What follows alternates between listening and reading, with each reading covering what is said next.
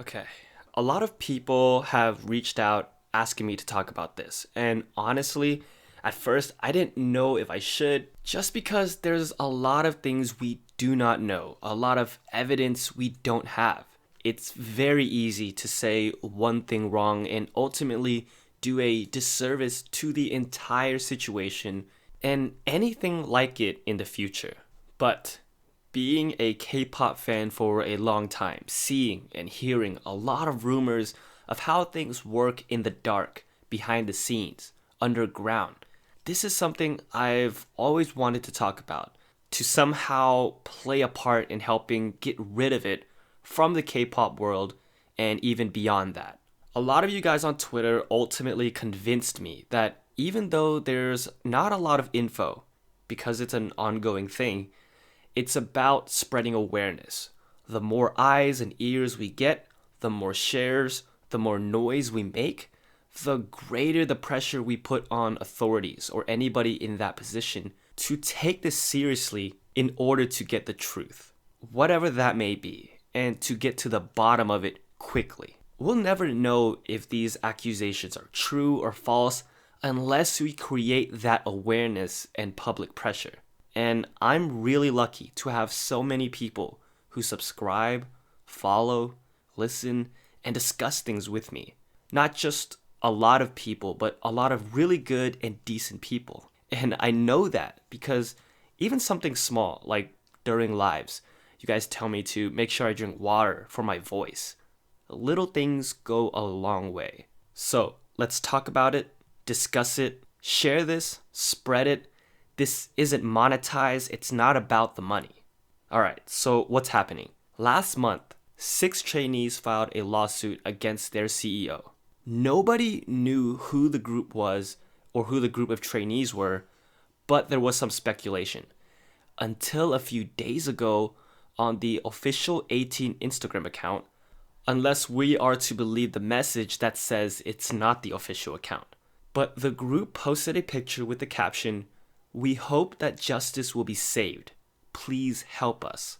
The company they're from is called DS&A. 18 is a 10-member group. 6 were allegedly violated. 2 were minors who participated in Produce 101 Season 2. So these are even faces that we've seen on TV before. Which ones were wronged and suing? I don't have that information. There was an interview with the 10 members as well as one of the fathers. This is where things get a little disturbing. They stated that after a dinner in Japan, remember, they haven't even debuted in Korea yet. After a dinner in Japan, the CEO, president, or investor's wife started making advances and touching them inappropriately. They said that all they could do was watch, frozen in fear and confusion.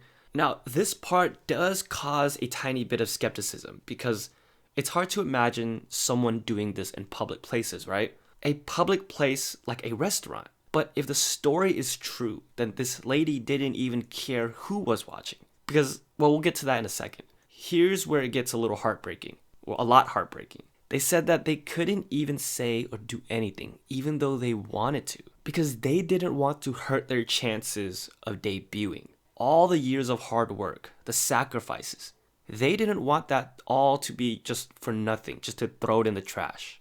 Now this is the disturbing part. The daughter of that lady was present and witnessed the whole thing. She apparently even asked her mom to stop. I don't know how old the daughter is though. The boys said they now have to go to a psychiatrist for help, and many other things among that. They have to take sleeping pills in order to sleep. Again, remember, there's technically no proof yet that we know of. And yes, without certain pieces of information, it seems odd.